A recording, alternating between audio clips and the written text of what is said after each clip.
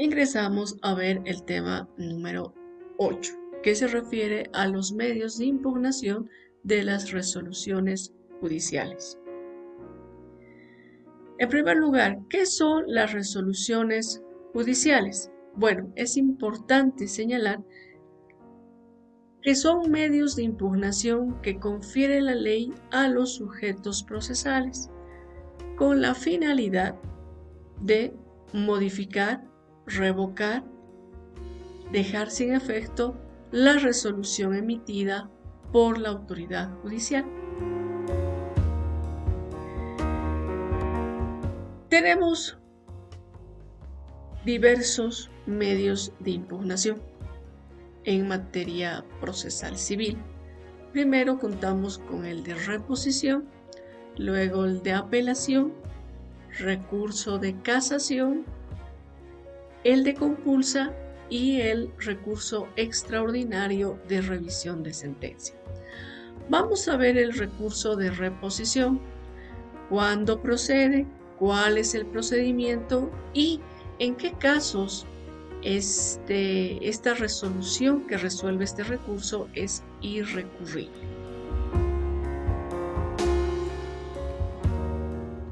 En primer lugar, indicaremos en qué casos procede el recurso de reposición, que reitero es un medio de impugnación que busca que la autoridad, advertida de su error, llegue a modificar, dejar sin efecto o anular, ya sea una providencia o auto interlocutorio que habría emitido.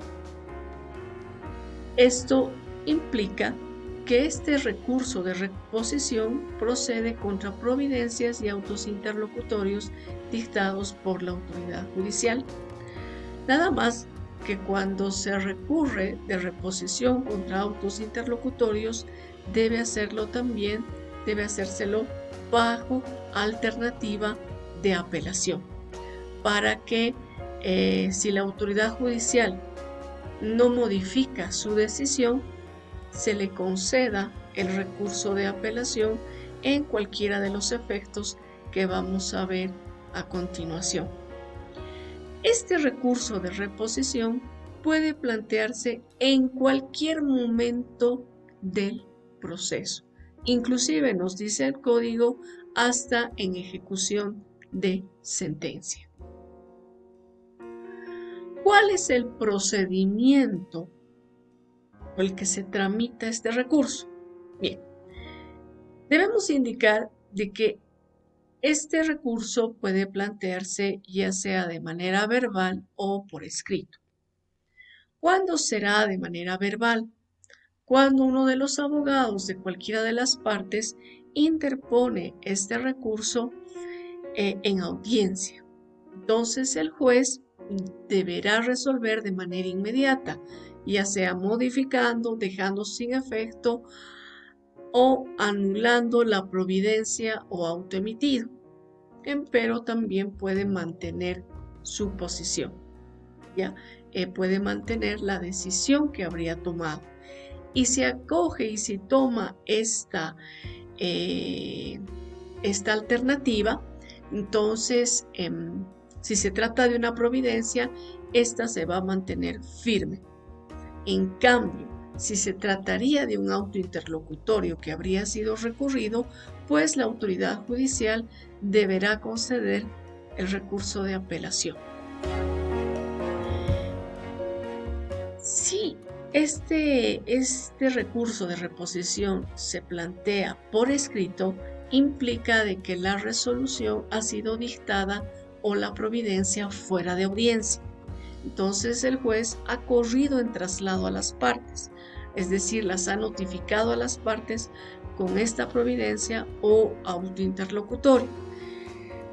Advertida la parte del error en que el que supuestamente habría incurrido la autoridad judicial, tendrá 3 días para interponer este recurso de reposición, ya sea contra una providencia o contra un auto interlocutorio.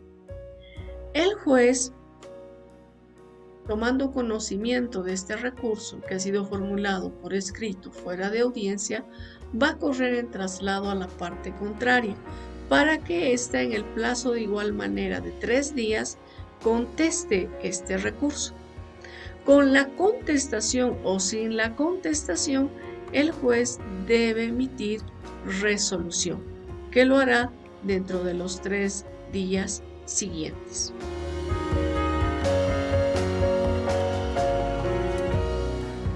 Esta resolución que resuelve el recurso de reposición en la que la autoridad judicial modifica o deja sin efecto esta resolución es inimpugnable, es decir, no admite recurso ulterior. Imagínense, la causa, el proceso nunca concluiría, ya que siempre habría una de las partes que estaría desconforme con la decisión que ha emitido la autoridad judicial. Es por ello que el código señala expresamente que la resolución que llega a modificar o dejar sin efecto la resolución que habría sido objeto del recurso de reposición, entonces no va a poder ser impugnada nuevamente, ya sea por la parte adversa. Se va a mantener firme. Podríamos señalar de que adquiere la cosa juzgada, ¿ya? Esa resolución. Luego tenemos el recurso de reposición dentro de nuestro sistema jurídico. Este recurso de apelación viene a ser un medio de impugnación que confiere la ley a las partes para que el Tribunal Superior llegue a modificar, revocar, dejar sin efecto o anular la resolución que habría emitido. Puede ser ya sea un auto definitivo, la sentencia o autos interlocutorios. Fíjense que el recurso de apelación no procede contra las providencias. Entonces, cuando el juez dicta una providencia, el único medio de impugnación que podemos plantear viene a ser el de reposición, el recurso de reposición. Contra autos interlocutorios, contra sentencias, contra autos definitivos, sí procede este recurso de apelación que va a ser concedido, o mejor dicho, que va a ser interpuesto contra la autoridad que dictó esta resolución, la cual deberá remitir al Tribunal Departamental de Justicia, a una de las salas civiles que sea sorteada. En cambio, el recurso de reposición se plantea evidentemente contra el juez que ha dictado esa providencia, contra el juez que ha dictado ese auto interlocutorio. Y va a ser esta misma autoridad la que va a resolver este recurso, ya, el recurso de reposición. Lo que no sucede con este de apelación. Este de apelación, reitero, se presenta ante la autoridad que ha dictado la resolución, pero esta debe conceder a la autoridad jerárquicamente superior, es decir, ante el Tribunal Departamental de Justicia, para que sean los vocales de cualquiera de las salas civiles a las que se habría sorteado el proceso, resuelva este recurso. ¿En qué efectos se concede el mismo? Esto ya les había mencionado en clases anteriores. Bueno, se concede en el efecto suspensivo, devolutivo y diferido. En el efecto suspensivo, significa de que la competencia del juez va a quedar en suspenso. Ahora, ¿en qué tipo de resoluciones se conceden este efecto? ¿O en qué tipo de recursos de apelación? Bueno, cuando estamos frente a un proceso ordinario. En esos casos se va a conceder el recurso de apelación en el efecto suspensivo. En los otros procesos, contra las sentencias, se concede en el efecto devolutivo. Esto implica de que va a continuar la tramitación de la causa principal. En este caso de la apelación concedida en el efecto devolutivo, solamente se remiten piezas pertinentes del expediente al Tribunal Departamental de Justicia, lo que no sucede con el efecto suspensivo. En este, pues el juez va a remitir el proceso, todo el proceso original, al Tribunal Departamental de Justicia. En cambio, en el efecto devolutivo, solamente se remiten las piezas pertinentes. Ahora, estas piezas pertinentes se constituyen en fotocopias legalizadas de los actuados del proceso. En consecuencia, la parte está en la obligación de cubrir los gastos de remisión y para esto tiene 48 horas a partir de la concesión del recurso. El abogado, la parte, ya cuando interpone este recurso, pues tiene que entregarle un monto de dinero por los gastos que va a implicar esta remisión para que no venza estas 48 horas, puesto que si no lo hace en este lapso de tiempo, su derecho precluye y la resolución va a adquirir la calidad de cosa juzgada. Y finalmente tenemos la apelación en el efecto diferido. Esto implica que se va a apelar contra esa resolución siempre y cuando la sentencia sea desfavorable. Si la sentencia favorece a nuestro patrocinado, a nuestro cliente, ya no apelaremos. Es decir, se considera como un retiro de la apelación contra esa resolución que ha dictado la autoridad judicial. Empero, si la sentencia le es desfavorable a nuestro patrocinado, a nuestro cliente, entonces deberemos apelar contra esa resolución que ha dictado la autoridad judicial y además contra la sentencia.